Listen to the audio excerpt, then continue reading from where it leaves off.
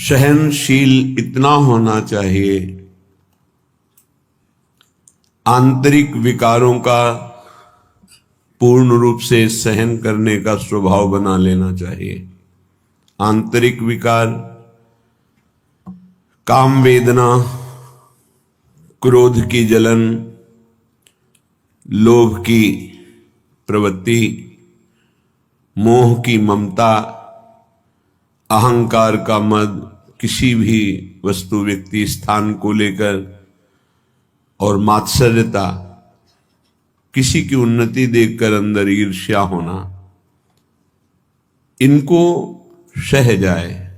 ऐसा नहीं कि उपासक के हृदय में ये स्फुरित ही नहीं होते, ये तो सिद्धों के हृदय में स्फुरित नहीं होते, लेकिन साधक के हृदय में स्फुरित होते हैं। पर वो इनको सहता है, इनके अनुसार कोई चेष्टा नहीं करता। अंदर की मार को जो सह गया वही महापुरुष कहा जाता है। जो मद को, मोह को, मदन को, तीन को परास्त करता है उसे महापुरुष कहते हैं। कोई अहंकार नहीं,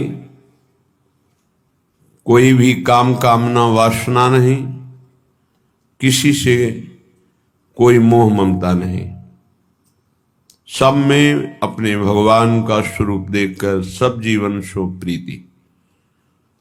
मद मदन मोह विजयी वो महापुरुष। फिर विजयी होने के लिए इनको सहा जाता है, बस इसी से आप जीत जाएंगे और ये हार जाएंगे। जिसने सहने का निश्चय कर लिया वही महाभागवत। सहत सहत बाढ़े भगति, उसके हृदय में भक्ति का प्रतिपल ऐसा स्वरूप बढ़ता रहता है कि वो अन्य का चिंतन करने की वृत्ति ही खो देता है, अनन्य चिंतन में डूबा रहता है। बाहरी कोई गाली दे, मारे, तिरस्कार करके निकाल दे, सह जाओ, सह जाओ, तुम पवित्र हो जाओगे, तुम महान बन जाओगे। ये संसारी पुरुष इसे नहीं समझ पाएंगे क्योंकि अहम है। कैसे सह जाऊं? वो हमको ऐसा बोलेगा, हम सह जाएंगे, फिर वो और बोलेगा, नहीं वो बोलने लायक नहीं रहेगा, आप सह जाओ। ये आपका सहनशीलता का स्वभाव ही उसको परास्त कर देगा। सबसे बड़ा बल क्षमा, और वही क्षमा उसका परिवर्तन कर देगी। नहीं परिवर्तन करने लायक है, दंड देने लायक है, तो उसका पतन भी हो जाएगा, बहुत बुरी तरह से नष्ट हो जाएगा वो। उमा क्षमा साप होते भारी, दोनों तरह की मार सह जाए वही महात्मा, चाहे गृहस्थ हो या विरक्त हो। तितिक्षा पहला लक्षण है भगवत प्राप्ति के उपासक का, सहन करना। इसे अंदर बैठा लिए, ना तो किसी से कहना है, ना किसी से सहयोग लेना है, चाहे बाहरी आक्रमण हो चाहे आंतरिक। चुपचाप अपने आराध्य देव का विधान देखना है, बस आप जीत जाओगे माया पर। आप मन को अपने अधीन कर लेंगे, जो बहुत कठिन बात है। श्रीपाद प्रबोधानंद जी महाराज करुणा करके कह रहे हैं, अय उपासक, चांडाल स्वखरादिवद यदि जनाः कुर्वन्ति सर्वे तिरस्कारम दुर्विषहंच तेन नहि मे खेदस्तनीयानपि देवा दिव्य में च भूत निवहा प्राणाश्च दद्युर्महा स्नेहातुष्टमतो न मे गुरुतृषो श्री वृंदावनीये रसे। ऐ मित्र, ऐ सखे, मेरी बात मान ले। जो नीच पुरुष के द्वारा किए हुए अपमान को मुस्कुरा के सह जाता है, वो प्रिया प्रीतम के प्रेम को सहने की योग्यता प्राप्त कर लेता है। ये शर्त है। नीच पुरुष, आप शरीर से उसे दंड देने में सबल हैं, आप तप के द्वारा उसको नष्ट कर सकते हैं, हर तरह से आप उस पर शासन कर सकते हैं। ऐसे होते हुए भी आप किसी भी तरह का उसके लिए कोई दंड विधान नहीं करते और वो आपको गाली दे रहा है। हो सकता है वो आपके शरीर को भी चोट पहुंचा दे, आप मुस्कुरा के चल दिए तो आपको वो वस्तु मिलेगी जो बड़ी बड़ी साधना से नहीं मिलती। ये रहस्य है। यह रहस्य जल्दी किसी की समझ में नहीं आता है। अगर समझ में आ गई तो समझ प्रिया प्रीतम के चरणों तक पहुंच जाएगी। प्रार्थना मान लीजिए, सहन करना प्रिया प्रीतम को प्राप्त करना है। कहने चांडाल सुखरादिवद, जैसे कोई गधे को, कुत्ते को ऐसे बुरी तरह से तिरस्कार करे, वो क्या करेगा? चल देगा। गधा खड़ा है, क्या करोगे? डंडा मारोगे, उसको गाली दोगे, वो चल देगा वहां से। वो कोई आप प्रतिक्रिया नहीं करेगा आपके प्रति, वो भाग पड़ेगा वहां से। कुत्ता है, आप टुकड़ा रोटी का डालिए, पुचकारी आएगा, फिर डंडा मार दीजिए, फिर चला जाए, फिर पुचकारिए, वो फिर एक बार आपको देखकर हिम्मत करेगा, फिर आएगा, फिर मार दीजिए।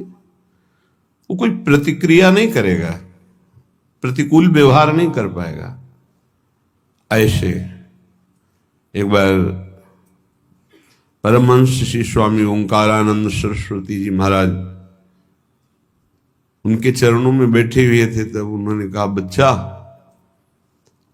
साधु को इतना सहनशील होना चाहिए जैसे कुत्ते का। कुत्ते का सहनशील स्वभाव, उसे टुकड़ा डालो, पुचकारो, आ जाएगा, डंडा मारो, भाग जाएगा, फिर बुलाओ, फिर आ जाएगा, उसको मान अपमान का कहीं कोई बोध नहीं।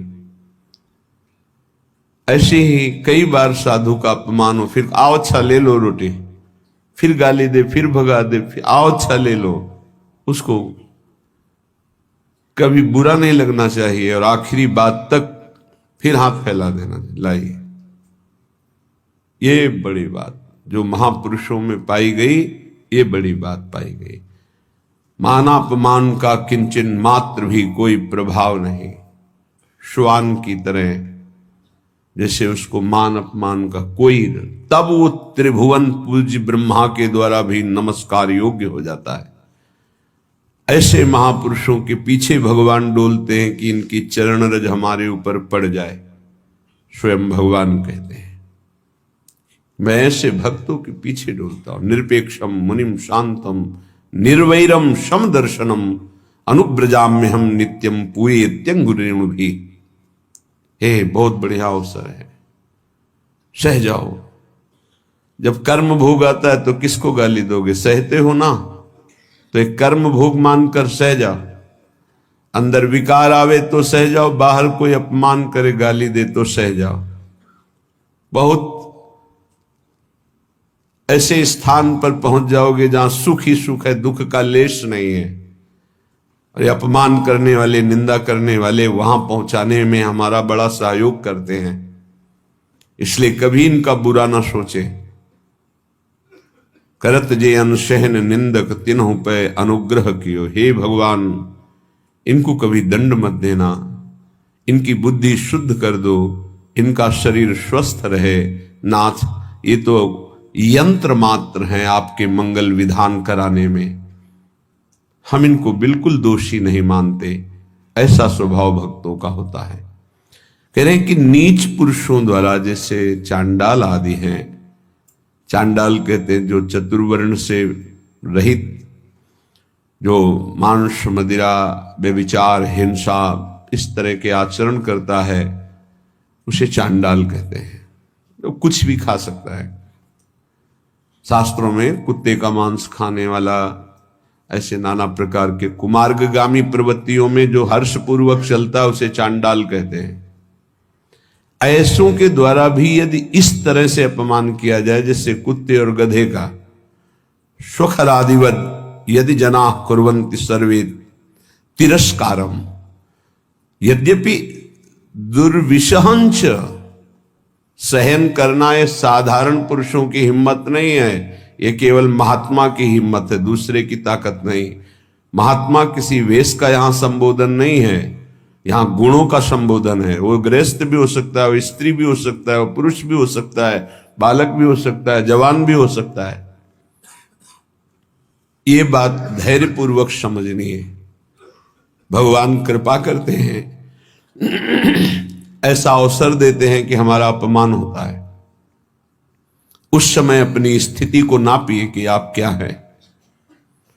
यदि उस समय भगवान का मंगल विधान मान करके आप प्रसन्न मुद्रा में हैं, जोई जोई प्यारो करे सोई मुहि भावे, बस बात बन गई।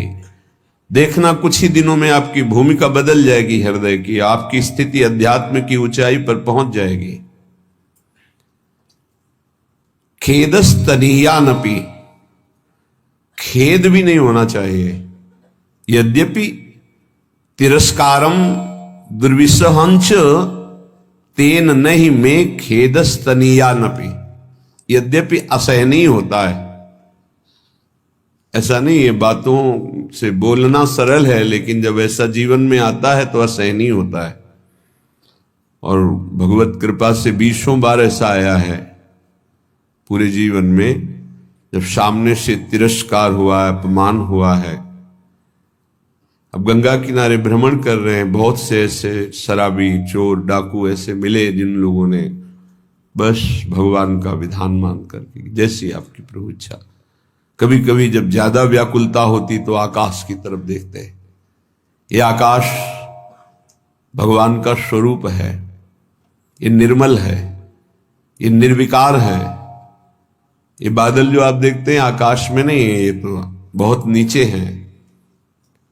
हमें लगता है जब हवाई जहाज उड़ता होगा तो बादलों को करो, क्योंकि आकाश की सीमा नहीं, असीम है। ऐसे ही आकाश को देखने से लगता है मेरे भगवान जैसे असीम और निर्विकार हैं, कहीं भी देखो आकाश मिलेगा। ऐसे ही भगवान अपने भक्त को असीम और निर्विकार बनाना चाहते हैं, शरीर की सीमा में नहीं रखना चाहते। बड़ा बल मिलता था आकाश से, जब कभी कोई विक्षेप पड़ता तो एकांत में आकाश की तरफ देखते, मानो भगवान उपदेश देते थे आकाश के रूप में। खेदस्तनीयानपि, खेद भी नहीं होना चाहिए कि हमने कोई अपराध तो किया नहीं, ऐसा क्यों? नहीं नहीं, भगवान का विधान है, मंगलमय भगवान का ये विधान है जो हमारी हृदय की भूमिका को बढ़ा रहा है। आप कहेंगे भगवान का विधान साधकों के साथ तो जाने दो, सिद्धों के साथ वो करते हैं। बड़े बड़े सिद्धों को यही अपने ब्रज में पंडित रामकृष्ण बाबा जी महाराज, बड़े सिद्ध महापुरुष, संपूर्ण ब्रजमंडल के परम पूजनीय, ब्रजवासियों के द्वारा अत्यंत दुलार किए गए और संपूर्ण शास्त्रों के मर्मज्ञ और भावदेश में प्रवेश पाए हुए महापुरुष। कुछ धनी मानी भगत आए, ब्रजवासी और संतों का भंडारा किया, सब बांट दिया। शाम के कुछ लोग आए, कहा सुना था धनी मानी आए थे, क्या है लाओ मुझे। बाबा ने कहा यहां तो कुछ नहीं रखा गया, सब बांट दिया। एक लाठी मारी, रक्त प्रवाह होने लगा। कुटिया में गए, देखा वास्तविक कुछ नहीं था। तो उनका अच्छा चोट लग गई, कहा कोई बात नहीं, कोई बात नहीं। अचले से बांध लिया सर। इतने सिद्ध महापुरुष, ऐसा प्रहार, रक्त स्राव होने लगा। बड़े बड़े संतों के जीवन में ऐसा देखा गया कि ऐसी घटनाएं घटती हैं, लेकिन वो गंभीर शांत भगवान का विधान मानते हैं। तो साधक को ऐसी परिस्थिति में भगवान में चित्तवृत्ति लगा लेनी चाहिए कि कोई मंगल विधान है जो हमारे पापों का शमन कर रहा है, जो हमें पवित्र कर रहा है, जो हमारी अध्यात्म की भूमिका को उठाने के लिए भगवान ने ये लीला रची है, सह जाना चाहिए। देवा देव्य इमे च भूत निवहा प्राणाश्च दद्युर्महास स्नेहास तुष्टमतो नमे गुरुतृषो श्री वृंदावनी ये रसे। वृंदावन में जितने वास करते हैं, चाहे वो पशु पक्षी हो, वृक्षलता हो, या भगवान शिव गोपीश्वर के रूप में विराजमान, या जो भी देववृंद, व्यक्त अव्यक्त महापुरुष, मैं सबसे बहुत तृष्णाशील होकर के याचना करता हूं कि आप हमसे संतुष्ट हो जाएं और मुझे कभी किसी अपराध के कारण वृंदावन से बाहर ना निकाला जाए। ये वृंदावन का जो महायश है वो समापन की तरफ प्रार्थना कर रहे हैं।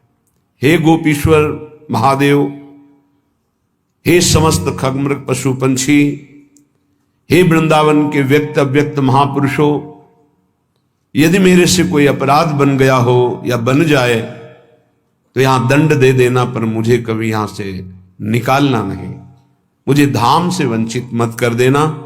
मैं बहुत तृष्णाशील हूं, बहुत प्यास है हमारे अंदर प्रिया प्रीतम के प्रेम की, और वो केवल वृंदावन प्रेम समुद्र ही बुझा सकता है। इसलिए मुझे कभी अलग मत करना, कोई अपराध बन जाए तो मुझे यहां से निकालना मत।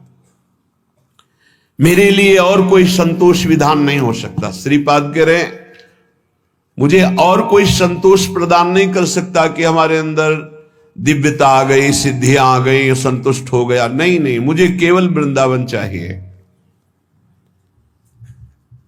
ये तो प्रार्थना की, दो पंक्ति में उपदेश सहनशीलता का, दो पंक्ति में प्रार्थना, ये सबको करनी चाहिए।